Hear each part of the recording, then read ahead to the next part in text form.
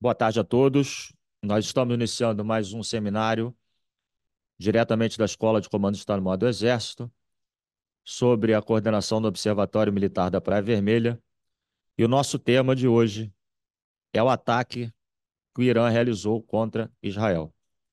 Nós teremos hoje dois convidados que participarão conosco desse seminário. O primeiro deles é o professor João Gabriel. Ele é doutorando do curso de pós-graduação em Ciências Militares aqui da ESEMI, da nossa escola. Ele vai abordar o tema Relações conflituosas entre Israel e Irã, sob a ótica iraniana, motivações que levaram o Irã a atacar Israel.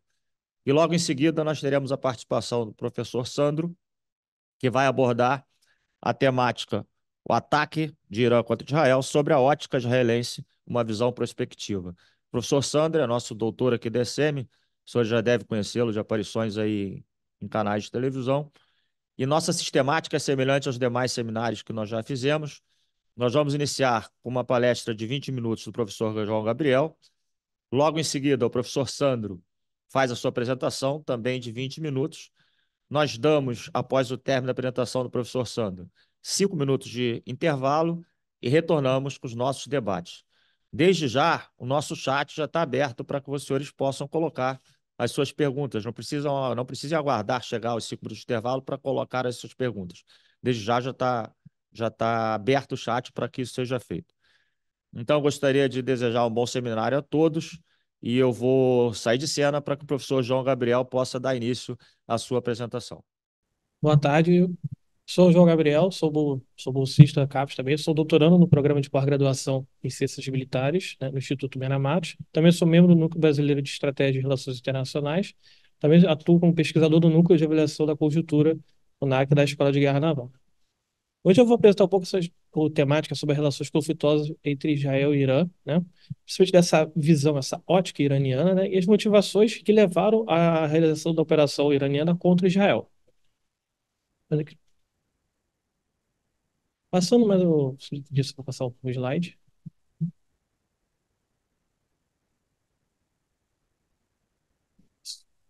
Antes de abordar diretamente o recente ataque que o Irã realizou contra Israel, ou o ataque também no consulado iraniano na Síria, né? É importante demonstrar e enfatizar que o Irã e Israel já se veem como adversários históricos, né? O Israel ter realizado operações contra o Irã, também ao longo desse período, ou atores ligados ao Irã, por seu relacionamento, ou são aliados, né? E essa lógica desses ataques já tem demonstrado, desde, por exemplo, no início do conflito na faixa de Gaza, a morte, por exemplo, de membros da Guarda Revolucionária na Síria, né, devido a alguns ataques, né. Isso também demonstra, né, como tem ocorrido essa crescente estabilidade regional no Oriente Médio, né, sendo inicialmente nessa questão, a gente pode observar atual no conflito entre Israel e Hamas, ou também agora também essa nova ação, essa nova instabilidade, que é esse conflito, esses ataques entre Israel e Irã também, né. Mas é importante também dizer, né, que esse último ataque israelense contra um consulado tinha o objetivo, por exemplo, de realizar operações contra um ator iraniano, né, a Guarda Revolucionária iraniana, né. Esses atores que estavam lá, né, nessa última operação foram mortos, por exemplo, membros da Guarda Revolucionária e também membros dentro de uma outra estrutura dentro da Guarda Revolucionária, chamada de Força Quds, né. Essa Força Quds atua em diferentes locais no Oriente Médio, entre elas, por exemplo, Síria e Líbano, onde o Irã possui também alianças com os atores grupos armados, eu quero dizer aqui, nessa região, né, que integram uma estratégia iraniana chamada eixo de resistência também. Esse eixo da resistência, principalmente resistência a algumas pessoas que são uma estratégia de segurança iraniana contra atores ocidentais, ou seja, que afetam os interesses também são contra os interesses de Teherã, ou, por exemplo, também uma lógica de defesa do Irã também, né? Essa estratégia iraniana é formada por diferentes alianças, a gente pode se considerar informais, com diferentes atores no Oriente Médio, como os grupos armados, que mais à frente vou abordar, mas, por exemplo, aqui a gente pode dar o nome, por exemplo, nos Houthis no Iêmen, o Hezbollah no Líbano, grupos armados tanto no Iraque como na Síria, né? E demonstrando essa influência regional iraniana também, que tem levado a Israel se preocupar com essas ações contra o seu território. A gente pode dar um exemplo na recente conflito entre Hamas e Israel, por exemplo, ações do Hezbollah contra o território israelense, né? Só pedir para passar o slide mesmo. Mas o corpo da Guarda Revolucionária Islâmica, né? O que que ela é? Ela é uma instituição militar iraniana separada das Forças Armadas convencionais do Irã, né? Ela possui como seu, por exemplo, seu comandante-chefe, né? o líder supremo, né? Ela atua principalmente para defender os interesses do regime iraniano, né? Esse regime dessa República Islâmica após a Revolução de 1979, né? Defendendo também esses ideais revolucionários, né? Mas internamente, ela também tem as suas estruturas divididas. Por exemplo, aqui algumas. Tem a força terrestre dessa instituição, que tem dentro dela a Força de Resistência Brasileira, que tem uma lógica de atuação principalmente interna no Irã, né? A Força Aeroespacial, que é uma das principais capacidades balísticas e mísseis de cruzeiro também iranianos, né? A Força Quds, que é essa organização que mais à frente eu irei abordar, tem essa lógica de atuação no Oriente Médio, e também ela possui a sua própria Força Naval, que tem a sua atuação, por exemplo, no Golfo Pérsico com algumas operações, contra algumas embarcações, né? Mas o corpo da Guarda Revolucionária Islâmica, né? Ela atua principalmente, como eu tinha mencionado anteriormente, na proteção dos ideais da Revolução Iraniana de 1979, né? E principalmente para defender os interesses do país em diferentes escalas e áreas, né? Quando eu digo isso, por exemplo, em diferentes regiões do Oriente Médio, né? Ela possui uma forte influência ideológica dentro da sua estrutura, né? Mas ela também pode ser observada dentro do Irã como uma força política, econômica e militar. Força política, porque ela tem alguns de seus membros ou ex-membros participando do sistema político iraniano, né? Uma força econômica, que, na mesma lógica, alguns membros dela também participam, ou ex-membros, participam das relações econômicas internas do Irã, né? E militar, como a gente pode observar, tanto na escala externa e interna, ela tem realizado algumas operações, né? Tanto no Oriente Médio, como também no interno no Irã, operações internas no Irã. Mas diretamente vamos mandar a Força Quds, a Força Naval, a Força Aeroespacial nessa apresentação, né? O que é a Força Quds, né? Ela é responsável pela atuação externa, principalmente da Guarda Revolucionária, participando de algumas ações assimétricas com alguns aliados iranianos. Quando eu digo aqui alguns aliados iranianos, são os grupos armados, como o Hezbollah, os Houthis, entre outros atores do Oriente Médio, né? Ela apoia algum desses aliados iranianos, né? Com envio de armamentos, equipamentos, apoio financeiro e treinamentos, entre alguns outros suportes também, né? Ela possui algumas ações de inteligência, por isso também essas preocupações de Israel de tentar conter a atuação dessa instituição, né? Ela possui grupos internos dela, especializados em determinados países e regiões, mas no próximo slide irei abordar principalmente o que que levou, provocou essa operação que o Irã acusa Israel de ter realizado contra o consulado iraniano na Síria, né? Mas essa atuação de expansão e influência iraniana, é importante salientar, vem numa lógica principalmente realizada pelo general Soleimani. Esse general foi morto durante uma operação dos Estados Unidos lá em 2020, mas ele que ajudou, teve como objetivo reestruturar a influência iraniana no Oriente Médio de acordo com os interesses de Teherã, né? Mas a morte dos membros da Guarda Revolucionária na Síria, né? Nessa última operação contra o consulado iraniano, né? Foram 7 membros aproximadamente que morreram na Guarda Revolucionária, né? No ataque ao consulado, né? Irã acusa Israel de ter realizado essa operação, né? Que levou à morte, por exemplo, do general Zahid, né? Esse, de acordo com as mídias iranianas, ele era um dos principais líderes das ações da Força Quds, tanto na Síria como no Líbano, né? Além disso, ele liderou a Força Terrestre da Guarda Revolucionária, ele liderou um determinado período a Força Aeroespacial, demonstrando a importância deste general, né, deste ator, para a Guarda Revolucionária e para suas estratégias, né? Quando eu digo que ele atuava nessa liderança tanto no Líbano como na Síria, tem alguns atores destes países importantes para o Irã. O Hezbollah, como um dos principais aliados iranianos, das suas lógicas de interesses, estão atuando tanto na Síria como no Líbano, contra os interesses, seja de Israel, seja interesses contra outros como os Estados Unidos, aliados, o regime sírio, que é o regime aliado do Irã, principalmente o regime aliado do Irã dentro do mundo árabe, e também dessa lógica que eu já mencionei anteriormente do eixo da resistência, essa lógica que o Irã tem, dessa influência regional que ele utiliza, né? Uma coisa importante para mencionar, que a morte do general Zahid, né, ele foi uma das principais lideranças militares iranianas que foi morta após a operação dos Estados Unidos contra o Soleimani em 2020, demonstrando isso, essa um dos motivos de levar essa reação iraniana contra o território israelense ou contra os interesses, principalmente israelenses, né? A Força Aeroespacial é uma outra estrutura. Ela tem dentro do seu arsenal, o uso de alguns drones, utilização de mísseis e- com diferentes tipos, mísseis balísticos de cruzeiro, sendo principalmente uma lógica nela, uma estratégia de dissuasão contra possíveis ações contra os interesses iranianos, né? Ela também tem seus próprios estudos na Guarda Revolucionária, né? A produção e desenvolvimento de mísseis de diferentes categorias, como eu mencionei anteriormente, mas mais à frente irei mostrar, por exemplo, alguns desses tipos e o alcance que eles têm, que eles podem ter, né? Além disso, a Força Aeroespacial da Guarda Nacional também possui inteligência para desenvolvimento da infraestrutura para o uso desses armamentos, Quando eu digo aqui, uso de drones ou lançamento também de mísseis, né? E além disso, a Guarda Revolucionária também pode ser vista como um dispersor de foguetes, mísseis e tecnologia para outros atores, principalmente os aliados iranianos, por exemplo, o Hezbollah, o que leva a preocupações, por exemplo, a Israel dessa estratégia da Guarda Revolucionária. Aqui, na direita, só antes de ir diretamente para essa imagem, né? Tem a capacidade de mísseis iranianos diferentes, você pode observar diferentes tipos de mísseis, alcances variáveis, uma produção iraniana, tendo esse um pouco de demonstrando um pouco da independência do mercado externo, né? E é um instrumento de dissuasão, um poder de dissuasão iraniano contra os atores que desejam realizar operações contra o Irã. Na imagem esquerda, a gente consegue ver o alcance de algum desses mísseis, né? Podendo chegar, inclusive, até 2.000 quilômetros, passando, por exemplo, da região de Israel, se o Irã tiver essa intenção de utilizá-los contra outros atores em diferentes locais. Mas os que foram utilizados na ação iraniana, né? Foram mais de 300 drones e mísseis que foram utilizados na ação iraniana, né? Sendo principalmente atingido duas bases aéreas israelenses, segundo algumas mídias estatais iranianas, né? As mídias também estatais iranianas demonstram que foram utilizados três tipos de mísseis, o Keybash-2, que tem um alcance estimado de 1.450 quilômetros, o EMAD também de 1.700 e o míssil de cruzeiro, o Pavé, de 1.650, né? Isso demonstra que o Irã, por exemplo, não usou todos os seus tipos de mísseis, como a gente pode observar no imagem anterior, no slide anterior, existem outros tipos, uma variedade maior de tipos de mísseis, né? Além disso, o Irã também utilizou drone Shahed 131 e 136, né? E tem um alcance, eu digo aqui estimado, que diferentes mídias demonstram, vai de 900 quilômetros a 2.000 quilômetros, dependendo do tipo do Shahed e também da fonte que você utiliza, né, para tentar estudá-los. Além disso, por último, a gente tem a Força Naval da Guarda Revolucionária. Aqui eu quis botar essa força, porque além da operação contra o território israelense, também o Irã realizou a operação do Golfo Pérsico contra uma embarcação que possuía relações com Israel, né?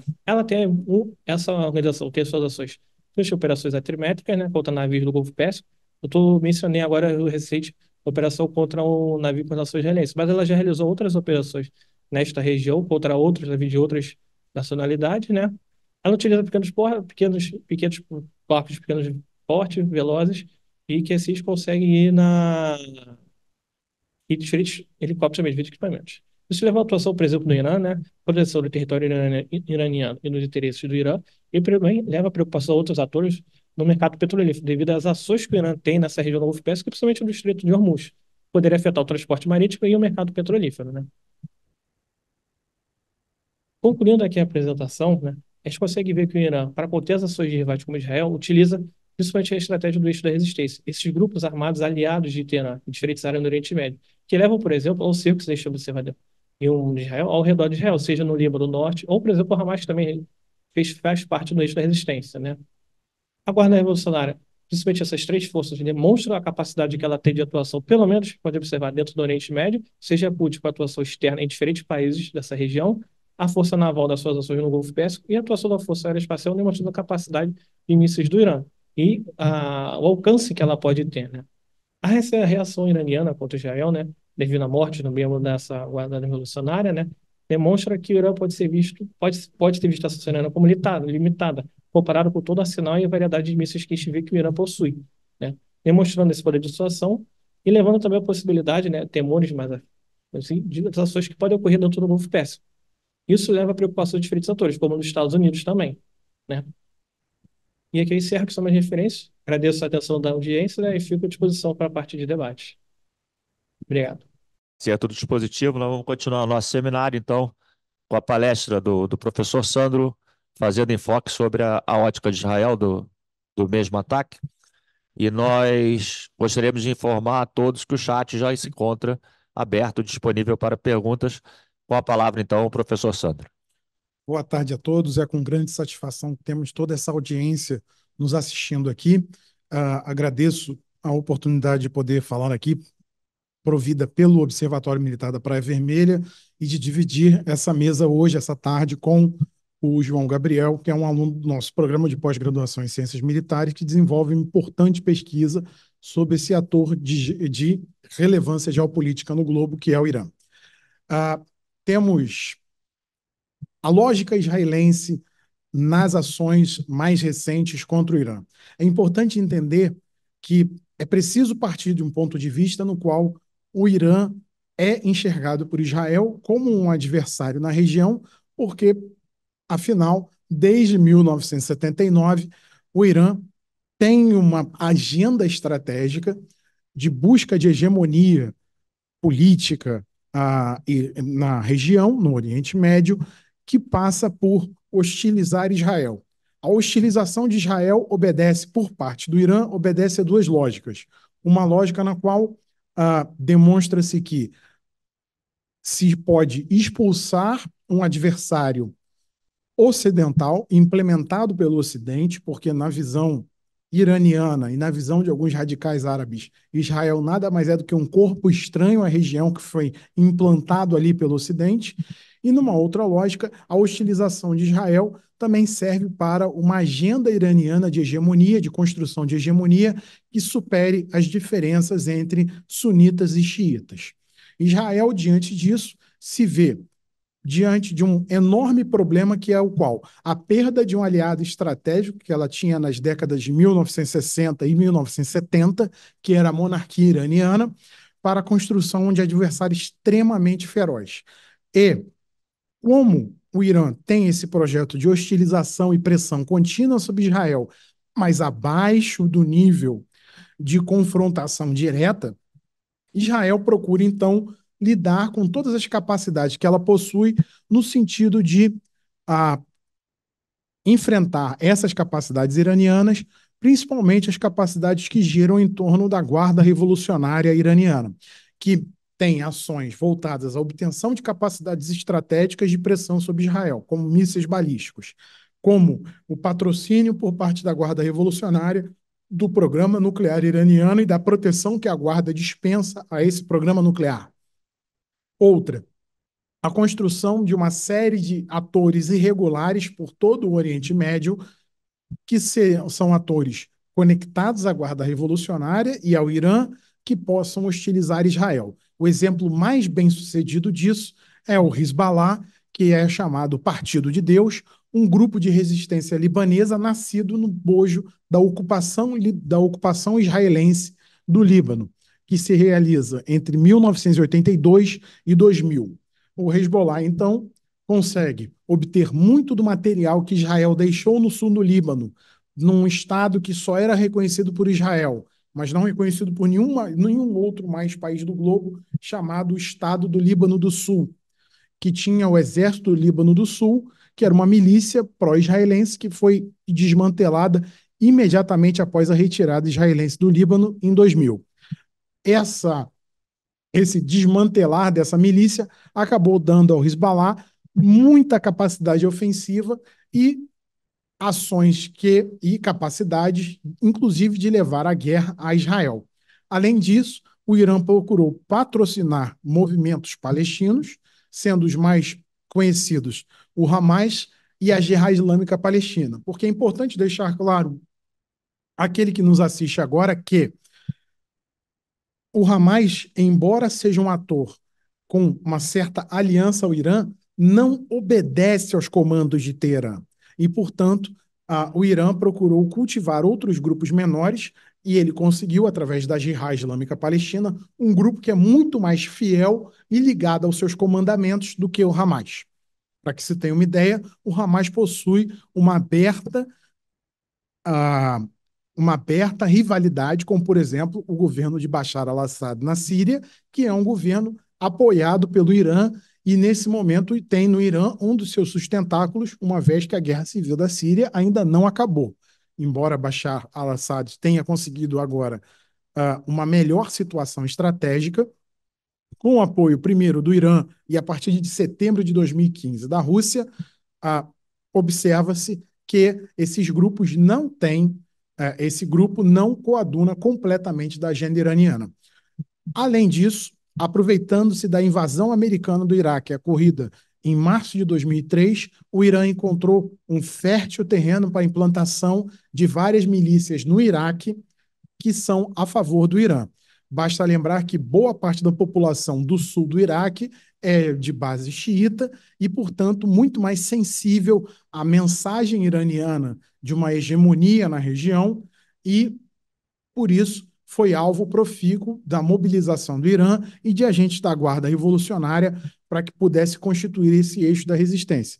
Isso levou Israel a uma sensação crescente de cercamento, principalmente a partir de 2006, quando Israel faz uma intervenção no Líbano, que é chamada Segunda Guerra no Líbano, contra o Hezbollah, que havia sequestrado 2 soldados israelenses.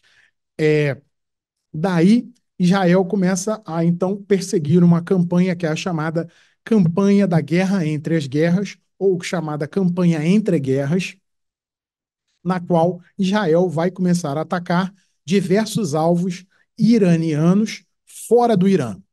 Nesse primeiro momento, esses alvos iranianos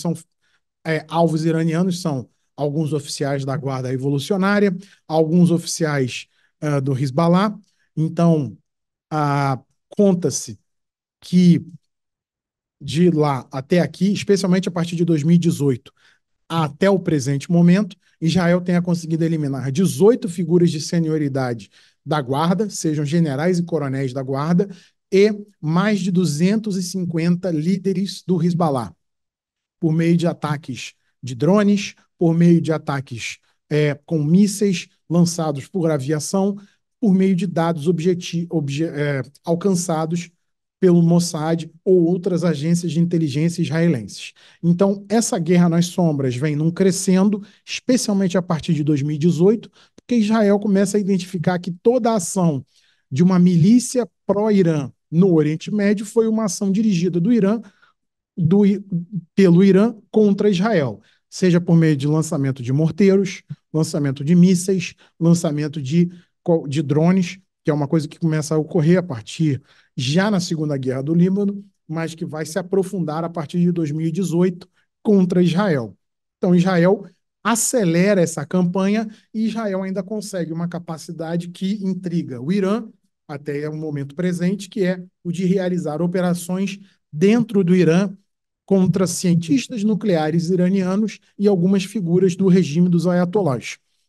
É interessante perceber que, até o presente momento, Israel não matou, não eliminou, não neutralizou nenhuma figura da Guarda Revolucionária dentro do Irã, mas eliminou uma série de figuras da Guarda Revolucionária na Síria, no Iraque e no Líbano.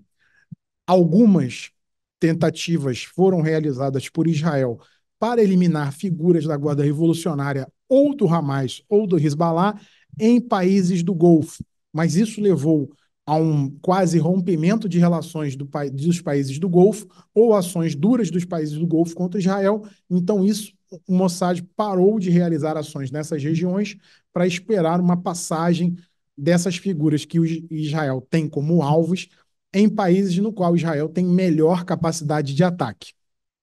Um exemplo disso é que Israel tentou eliminar algumas figuras do Hamas e do Hezbollah em Doha, no Catar, em 2017, em uma reunião em um hotel, e o comando do Mossad, que estava empenhado em realizar os assassinatos dessas figuras, a neutralização dessas figuras terroristas, foi capturado por elementos da inteligência do Catar, com apoio de outros países do Golfo, e foram deportados para Israel via Jordânia, e aí Israel teve ali uma sinalização dos países do Golfo que ali naquela área eles não aceitariam assassinatos ou ações diretas de Israel contra agentes desses grupos que são parte do eixo da resistência.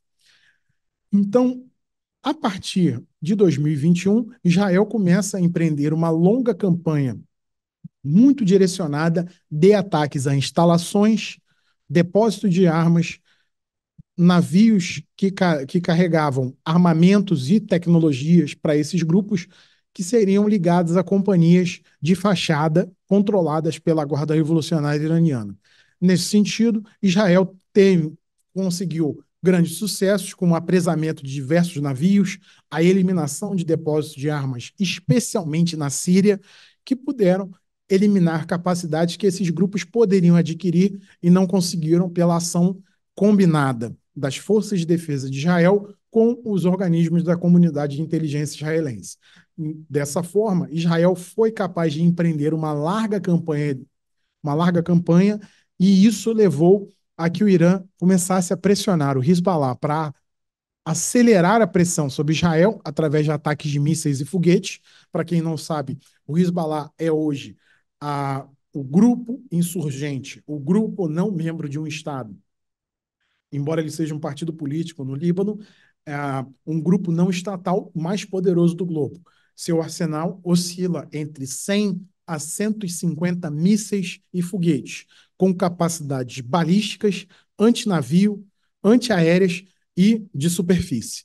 Então, você tem desde capacidades anti-carro, anti-tanque, no popular, até mesmo a capacidades balísticas. O Hezbollah possui, para que vocês tenham uma ideia, mísseis Scud e mísseis balísticos de fabricação iraniana que podem carregar ogivas de grande capacidade.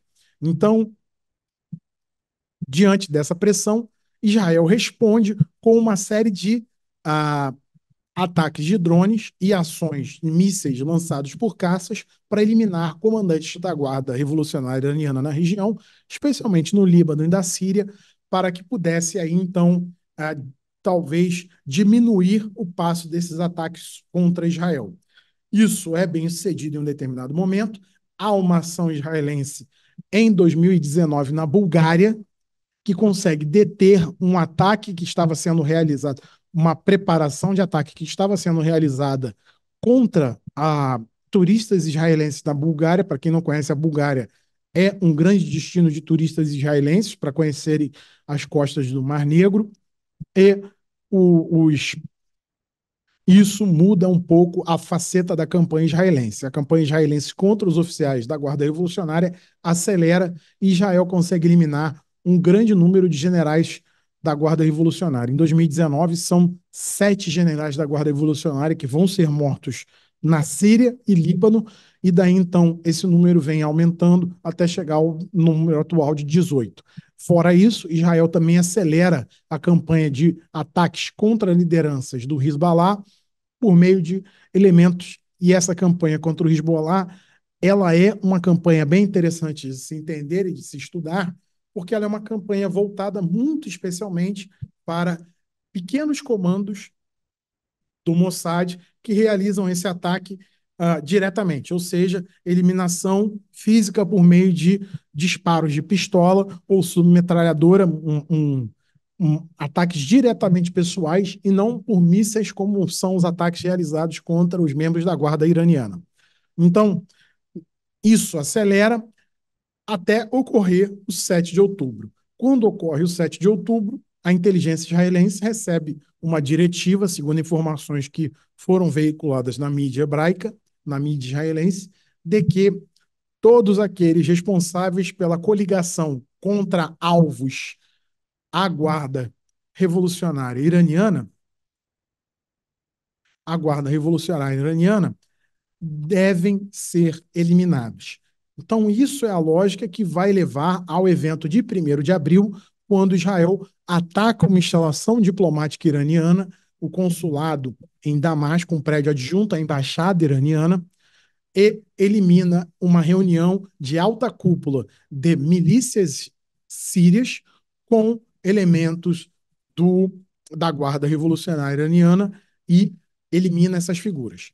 Daí, a gente tem toda essa questão que vai levar à resposta iraniana do sábado seguinte, com um ataque de mísseis e foguetes e drones contra a Israel, estimados aí em torno de 350, sendo 170 drones, 120 mísseis balísticos e mais ou menos aí um número restante de mísseis de cruzeiro voltados contra Israel. Israel consegue responder a isso com o apoio de uma coalizão organizada por ele e por Israel, pelos Estados Unidos, envolvendo França, Reino Unido, Alemanha, Jordânia e Arábia Saudita, com um apoio do Egito. É interessante de perceber que é uma coalizão não somente de países do dito chamado Ocidente, mas de 2 países da região que têm uma agenda anti-iraniana, mas que deve-se perceber que o envolvimento da Jordânia e da Arábia Saudita nessa ação do lançamento desse ataque iraniano contra Israel não obedece apenas a uma lógica do processo de normalização de Israel com a Arábia Saudita e das relações já bem consolidadas que Israel possui com a Jordânia, mas também de que a esses países não interessa ter o seu espaço aéreo violado por um ataque iraniano. Então, também agiram em prol da sua própria defesa. Então, com a resposta a esse ataque iraniano e a baixa efetividade do ataque iraniano, enquanto os iranianos alegam ter atingido duas bases israelenses, os israelenses admitem apenas o ataque a uma base aérea no sul, que é Nevatim, que opera F-35, mas e com pouquíssimos danos estruturais à base, não impediu a operação da base durante o ataque. É importante que entendamos que toda essa coalizão também serve como uma recuperação de capacidade de Israel de ter um diálogo internacional que estava sendo perdido em muito por causa da condução da campanha israelense em Gaza contra o Hamas, que tem gerado um impacto humanitário de grandes proporções, um impacto humanitário que beira o nível do catastrófico. Não à toa, a gente tem aí uma operação americana de lançamentos de ajuda humanitária, com víveres, com medicamentos e água, no sentido de tentar dar àquela população palestina algum refrigério no meio de toda essa grande catástrofe levada pela guerra entre o Hamas e as facções que estão coligadas ao Hamas, sendo a Jihad Islâmica Palestina uma, e as forças de defesa de Israel naquela área. Por outro lado, essa coalizão que se colocou em torno de Israel acaba também refreando Israel de uma resposta mais severa ao ataque iraniano, dado que não houve vítimas do lado israelense, salvo por uma garota de 7 anos, beduína, que residia próxima à base aérea e foi atingida por estilhaços e está em tratamento e recuperação no hospital israelense. Então, embora tenha ocorrido uma ação americana no sentido de que Israel aceitasse a vitória que foi a defesa bem-sucedida de seu território e seu espaço aéreo, Israel empreendeu um ataque 6 dias depois, durante o aniversário do Ayatollah Supremo do Irã, Ali Khamenei, seu aniversário de 85 anos, Israel realiza um ataque contra a base aérea de Isfahan, e para quem não conhece o Irã, é uma das principais bases aéreas do Irã, que opera um dos principais caças do Irã, os F-14 de fabricação americana, ainda da época da Imperial Força Aérea Persa, da antiga monarquia persa, mas que estão capacitados a voar. E, mais importante, essa base aérea é responsável pela defesa aérea de toda a região, incluindo a cidade próxima de Natanz, que é uma das cidades que possui uma das principais instalações ligadas ao programa nuclear iraniano. Então, Israel realizou uma ação calculada, houve um risco nisso, mas Israel realizou uma ação, e é interessante perceber que, embora Israel não tenha liberado grandes comunicações efusivas no sentido de celebrar que realizou um ataque contra, literalmente, o coração do território iraniano, demonstrou ali uma mensagem de dissuasão e uma tentativa de mostrar que voltou a estaca zero esse conflito nas sombras entre Irã e Israel, no sentido de demonstrar que as capacidades dissuasórias israelenses foram recuperadas e que ainda Israel é capaz de realizar um ataque ao Irã que possa deixar o Irã em uma situação extremamente desfavorável, uma vez que atacar Isfahan é atacar uma das principais instalações de capacidades ofensivas iranianas. Entretanto, o ataque é meticulosamente planejado e a própria mídia iraniana, mídia estatal e mídias independentes iranianas, reportou que o ataque não foi feito por um míssil balístico israelense, nem um míssil de cruzeiro, como é colocado em diversos veículos israelenses, mas sim por drones. Se esse ataque foi realizado por drones, esses drones só podem ter sido lançados de dentro do Irã, o que mostra uma capacidade israelense de operar dentro do território iraniano, o que é algo que tem sido uma grande dor de cabeça ao regime dos ayatolás e que mostra uma capacidade israelense de continuar, a despeito de toda a atitude e postura repressiva iraniana uma capacidade de operar dentro do regime iraniano, dentro de território iraniano, com certa liberdade de ação por meio das suas agências de inteligência, notadamente o Mossad. Então, nesse momento, existem, à guisa de conclusão, mais perguntas que respostas, porque Israel é muito clara no sentido de sinalizar que não deixará o programa nuclear iraniano correr de maneira solta para que o Irã possa adquirir uma arma nuclear, enquanto o Irã é muito claro no sentido de que ele persegue esse objetivo, porque isso, inclusive, garantiria a segurança do Irã contra possíveis e potenciais inimigos, especialmente Israel. Então, a gente tem aqui o choque de duas forças que se colocam e que há um grande impasse e que acaba mexendo com toda a lógica de segurança da região. Isso, inclusive, ajuda a entender um pouco da movimentação dos países do Golfo em torno de Israel, porque a eles também não interessa um Irã forte, especialmente a Arábia Saudita. Não interessa um Irã forte, hegemônico sobre a região. E se a maneira de combater essa postura iraniana é conversando com um antigo adversário, que seria Israel, então eles estão dispostos a realizar isso e não será o conflito em Gaza que deterá essa agenda de normalização. O conflito em Gaza pode oferecer um obstáculo que retarde o processo, mas não uma parada completa dessa normalização. Assim, eu aqui encerro a minha breve fala e fico à disposição para responder as perguntas da audiência na fase de debate. Muito obrigado. Bruno, nós vamos fazer agora o nosso intervalo de 5 minutos, só para que a gente possa reajustar o nosso dispositivo para os debates aqui e voltamos em seguida. Gostaríamos de lembrar que o nosso chat já está aberto, já há algumas perguntas depositadas, e gostaríamos de convidar a nossa assistência, caso tenham dúvidas, que coloquem suas perguntas no chat, para que daqui a 5 minutos nós possamos voltar para a fase de debates. Até daqui a pouco, então. Os amigos, estamos de volta, então, para a continuação do nosso seminário. Eu vou fazer a mediação dos debates, assim, fora das câmeras, por capacidade de dispositivo que nós temos aqui. E já estão na tela com os senhores, os dois professores palestrantes do nosso seminário de hoje. Eu gostaria de começar a primeira pergunta, eu vou dirigir para o professor João Gabriel, que ele falasse rapidamente um pouco mais sobre essa Guarda Revolucionária Iraniana, para que a gente entendesse bem que tipo de tropa é essa, né? O que seria essa Guarda Revolucionária? Obrigado pela pergunta. A Guarda Revolucionária é uma instituição militar iraniana, né, separada das Forças Armadas Convencionais do Irã, né? Ela foi criada após a Revolução Iraniana de 1979, né, com a intenção principal de defender o regime que tinha recém-chegado ao poder no Irã, né? Separando, e também uma das forças, porque um dos instrumentos se regime por ter certa desconfiança das Forças Armadas Convencionais lá, no período pós-revolução de 1979, da própria exército convencional ser leal ao regime ou ao antigo regime, como o professor Sandro falou, da monarquia anterior.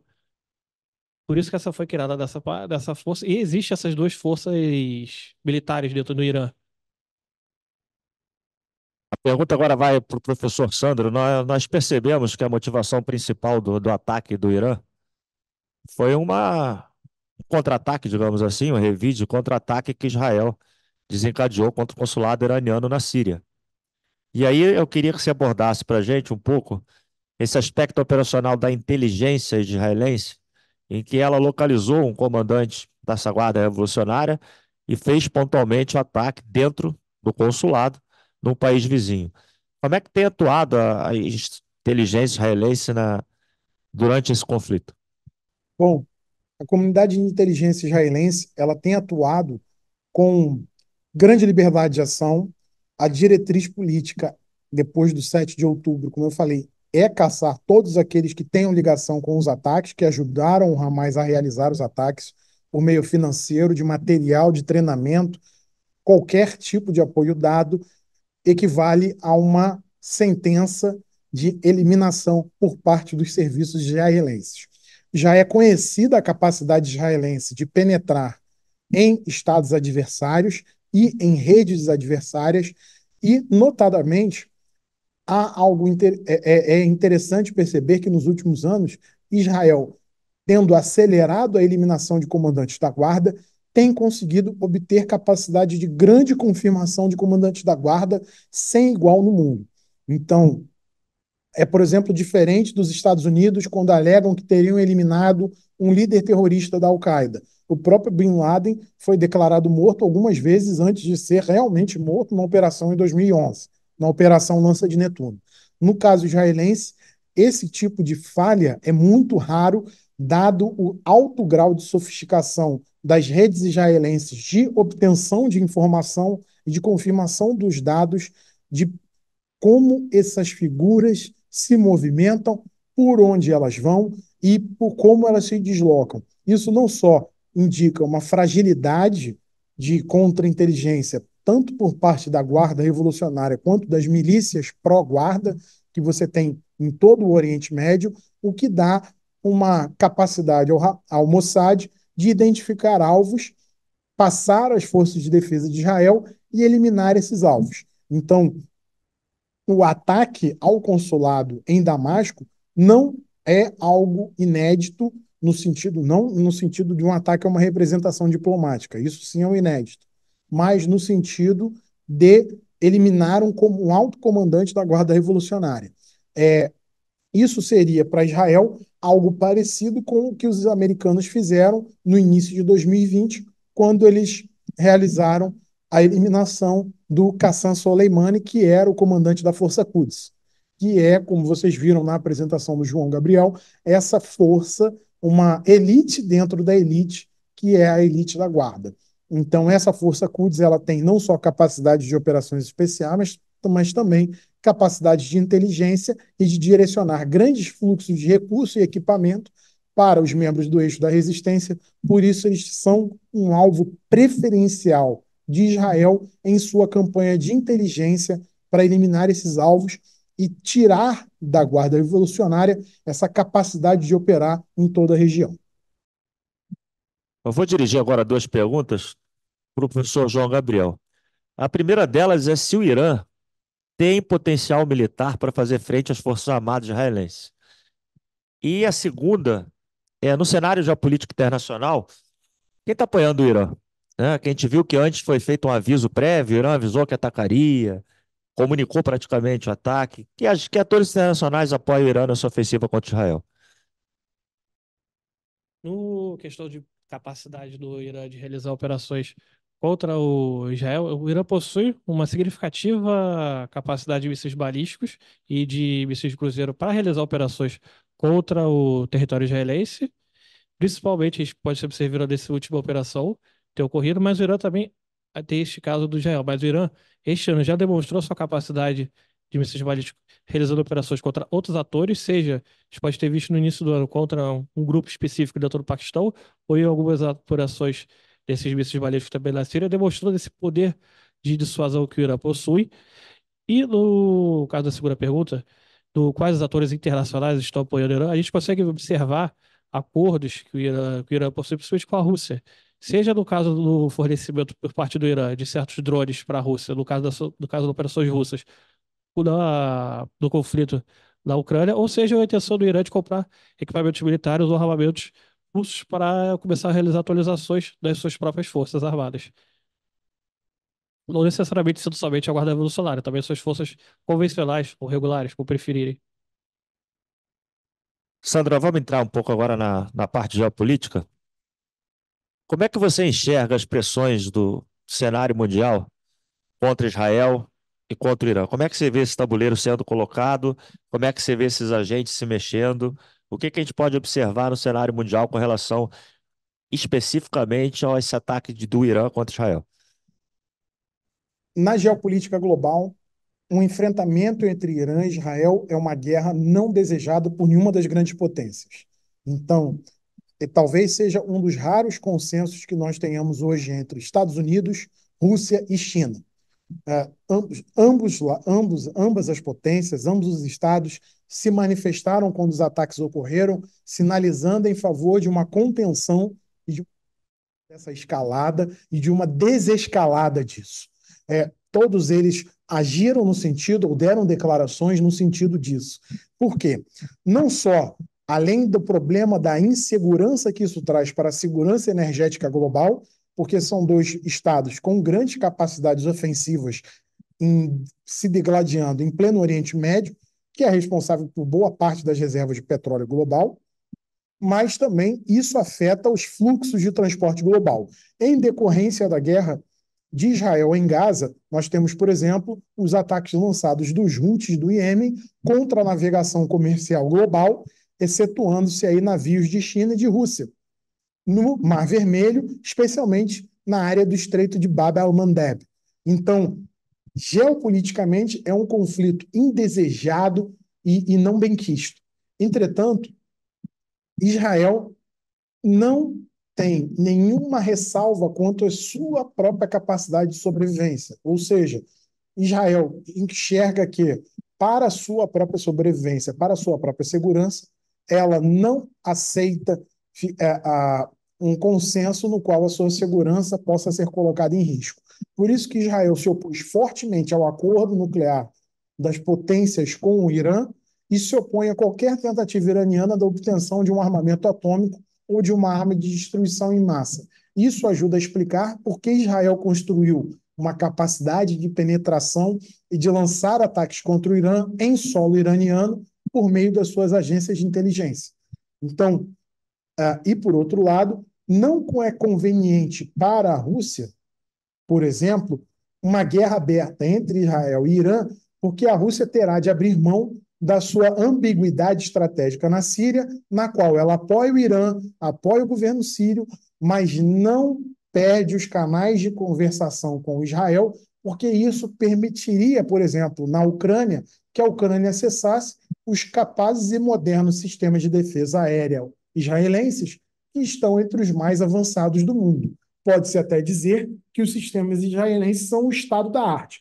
Basta lembrar o sistema Arrow, que em português foi chamado de a flecha ou a seta, que é capaz de abater mísseis no ápice da sua trajetória, inclusive já tendo sido protagonista do primeiro ato de guerra no espaço feito pelo homem, que foi o abate de um míssil balístico lançado dos Houthis contra Israel, que foi abatido pelo Arrow no espaço exterior. Então, geopoliticamente, é um conflito indesejado, entretanto, permanecerá nas sombras e mesmo com todo o discurso de contenção feito pelas grandes potências e pelos europeus.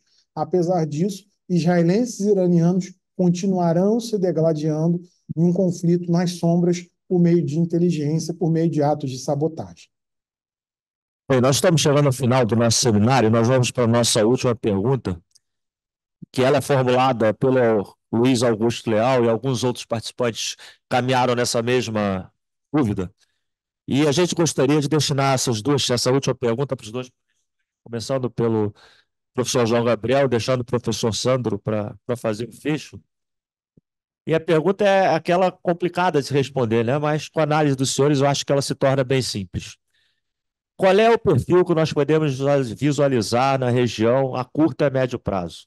Existe a possibilidade de escalada desse conflito? O conflito tende a se permanecer nas sombras? Expressão que o professor Sandro usou. Na visão de vocês, o que nós podemos esperar pela frente nos próximos semanas e meses aí sobre esse conflito entre Irã e Israel? Obrigado pela pergunta. Eu observo que uma escalada para um evento mais amplo, um conflito direto entre tanto Israel como Irã, é difícil de acontecer, pelas questões que o professor Souza já mencionou também, mas também eu vejo que o mais provável que aconteça seja a continuação desses conflitos, como o professor Souza falou, nas sombras, mas ações indiretas de Israel, principalmente tentando acertar esses aliados regionais iranianos, esses grupos armados, né? E o Irã apoiando esses grupos armados para realizar ações de contenção de Israel e seus aliados, como no caso já observou nos últimos meses, as ações desses grupos armados, por exemplo, contra um outro, vamos dizer, adversário iraniano, os Estados Unidos, com ações contra bases americanas no Oriente Médio. Então, acredito que mais provável que aconteça seja a desescalada, que a gente tem observado, e a continuação nessa guerra indireta entre esses dois países. Eu acho que é aquela questão de que é uma força inamovível encontrando uma força indetível.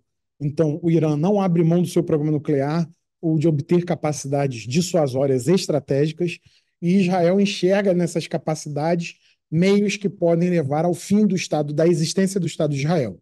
Então, esses dois atores continuarão, infelizmente, nessa dança à beira do precipício da política internacional, colocando o mundo em uma grande tensão e potencial até cheque. Porque você pode ter ali, por um ato mal calculado de um deles, uma guerra. Veja, Israel vinha eliminando comandantes da Guarda Revolucionária de maneira impune. Mas no momento em que Israel destrói uma representação diplomática, que para Israel servia apenas como um local que abrigava uma reunião de comandantes, Israel cruza uma linha extremamente delicada. E o Irã se vê forçado a responder com grande capacidade para mostrar a Israel que não aceitaria aquilo.